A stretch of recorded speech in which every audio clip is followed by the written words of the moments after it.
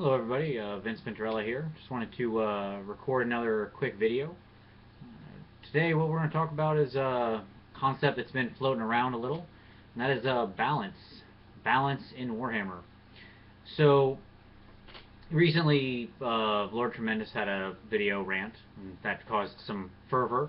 Once Bitten gave a nice response to that. I think you should watch both videos. I think they're both very interesting.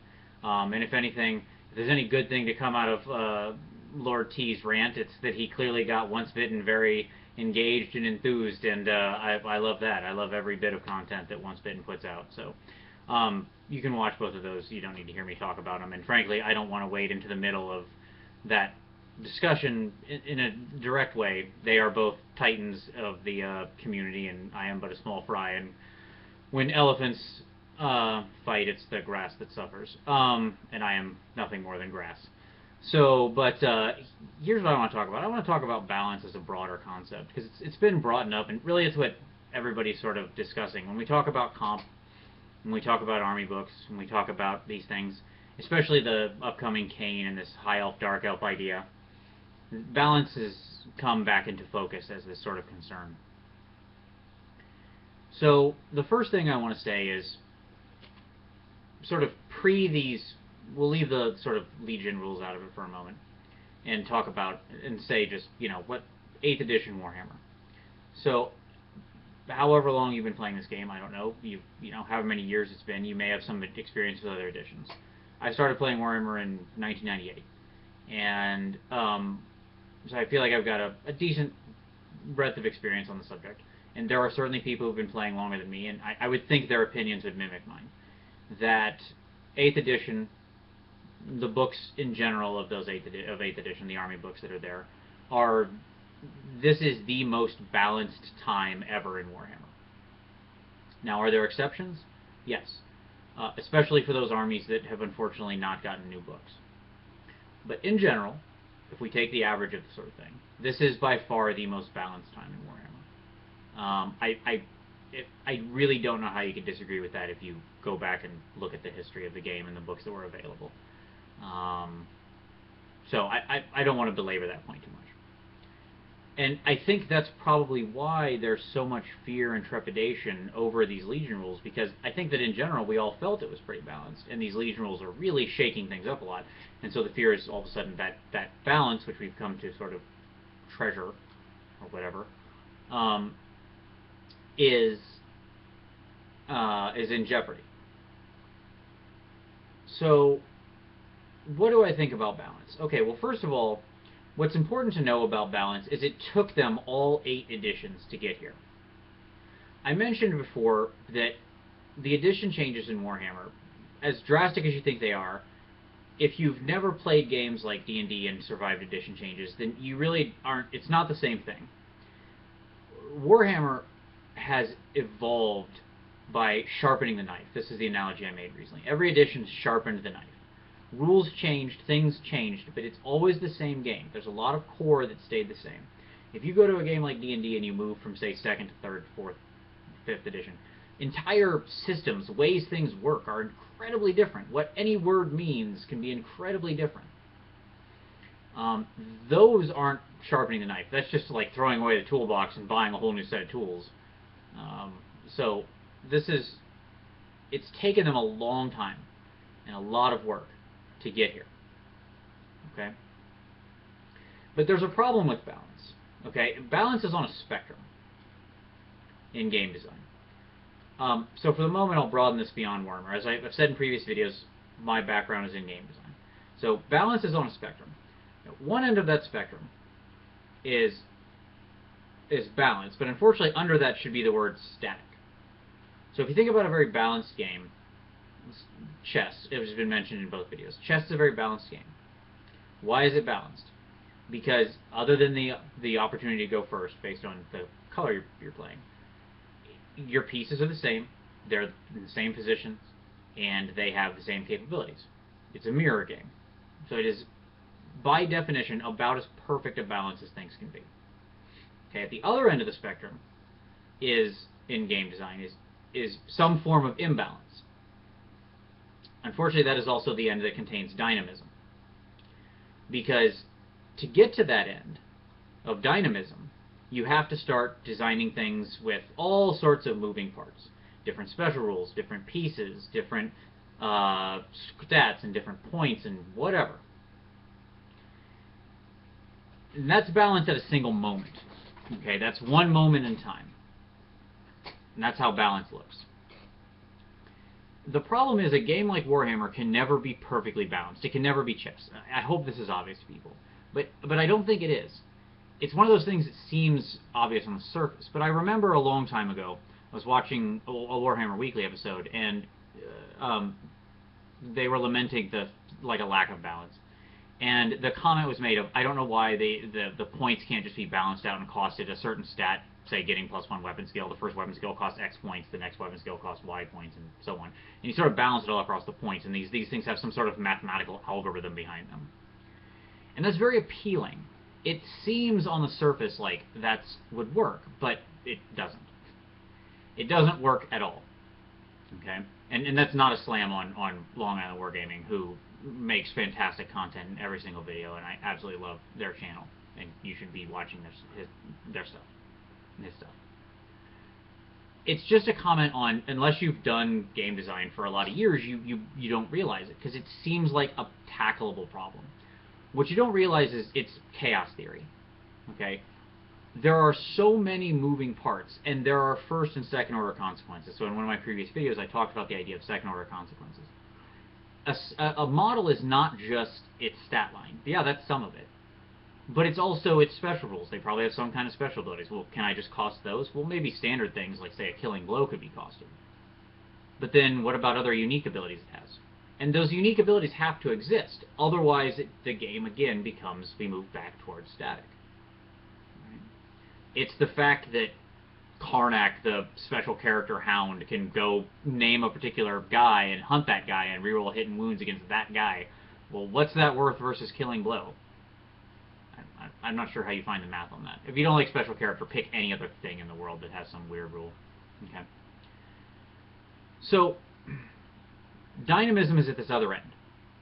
And you have to have that stuff to keep the game varied and interesting and exciting and all of that. You also have to have that stuff to create a distinction between core and special and rare, and heroes and sort of common. Those kinds of special rules are what make those distinctions. Not completely. Sometimes you can just pile on what I'll call, what in Magic the Gathering you would call French vanilla rules, like First Strike. That's regeneration in Warhammer talk. It's French vanilla. It's an existing thing. But that's not going to carry the weight. Because otherwise everybody's just going to look like this. All the special and rares just become different conglomerations of this toolbox of 15, 20 special rules. Just like in Magic, if you've ever played Magic, you know that like there's some creatures that have those, but then many that have some unique thing. And Magic's a great example of a game that is fairly balanced, but not always. It relies more on just having a massive universe of lots of different potential, and sure, they make sure that they try to make sure that there aren't broken cards that are going to completely skew the meta. But even then, they fail. And you've got to understand, the people that populate Wizards of the Coast, they do a lot of playtesting. And they're dealing with actually a more finite set of interactions than you are with Warhammer. And even then, they frankly mess up sometimes. What they're really relying on is just making a bunch of cards in a sort of zone, like we're playing Price is Right, and that red bar is moving up and down, hoping that we're playing rock, paper, scissors. There's always, this thing's really good, but it gets killed by this. And then this thing's really good, but it gets killed by this. And so on. It's a giant rock, scissors, paper thing. And that's ultimately the design that Warhammer shoots at. And for the most part, it succeeds. But Warhammer has a second problem that also gets in the way of balance. Okay? We're going to come back to dynamism and static here in a minute, because this is all related. And that is that Warhammer isn't like Magic, where a whole set suddenly appears and has a sort of stock standard thing. It's like, boom, this set's out. If you're playing block, this is what you're playing. Or if you're playing standard, you're playing this small universe of things. Warhammer instead has these army books, and these army books trot out over years. 3, 4, 10 years, whatever. A very long time. And so, as you design books in layers like this, again, this is the thing that happens. You learn more design space to explore, and you start exploring it. And sometimes that leads to what people call power creep, but I don't want to get into that. What it really means is just things start acting in more complex fashions. If you look at, say, an early book in 8th edition, like Tomb Kings, okay, the difference between Tomb Kings and some of the later books is not completely in balance, it's in the design space that was explored. There's much more dynamism in the way, in the sort of special rules and unique things that those later armies do, because they realize they themselves became more knowledgeable about their own game. And so they started exploring that design space, because that's what makes the new book interesting. And that's really their goal. Their goal isn't to make an overpowered book, their goal is to make an interesting book, to write something they enjoy, to make you want to buy that book. So you explore a new design space. Same as later sets of Magic in the same block will start exploring new design space in that concept, whatever theme that set is going for. So that's the other thing that tricks it up. Balance is something you can hold at a point in time. If you make like an edition of D&D, that's the edition. But over time, more books are going to come out and screw with things, and it's the same with Warhammer. Warhammer's trying to balance over this big, long thing. Yeah, you got the core rules, and the core rules, as I said, 8th edition, whatever, pretty balanced. But you got all these books, and over time, those are going to start skewing and creating data points that, even if one or two are outside the line of balance, it starts to create little problems. So now let's relate back to the dynamism versus static. The other problem you have with a static game, a balanced game, everybody says they want a balanced game, but I submit to you that you're probably lying to yourself.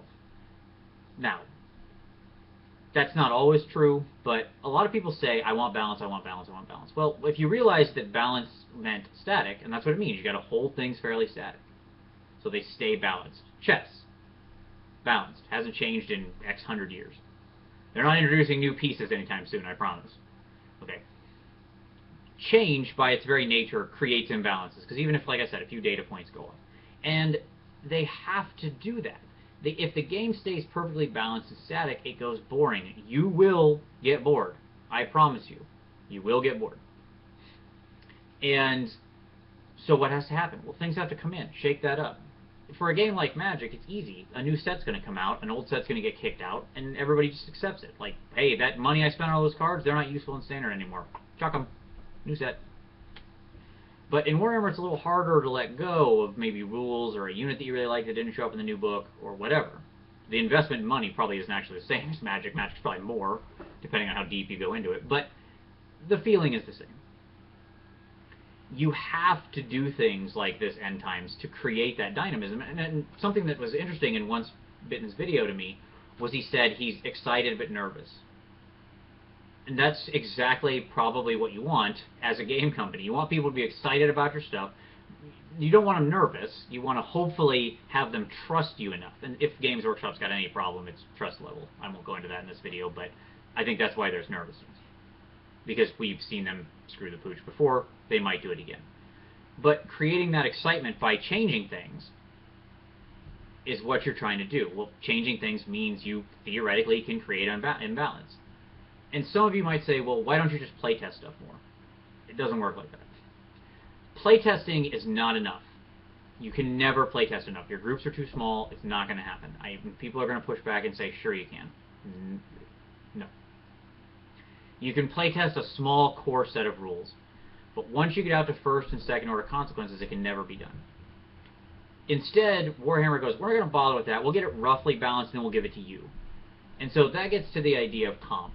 I don't want to go too much longer on this. Comp is probably a whole second video. But what comp is doing is putting it out in the laboratory of the world and saying, give it a shot. Thousands of TOs. Try some stuff. See what you like. Try new rules.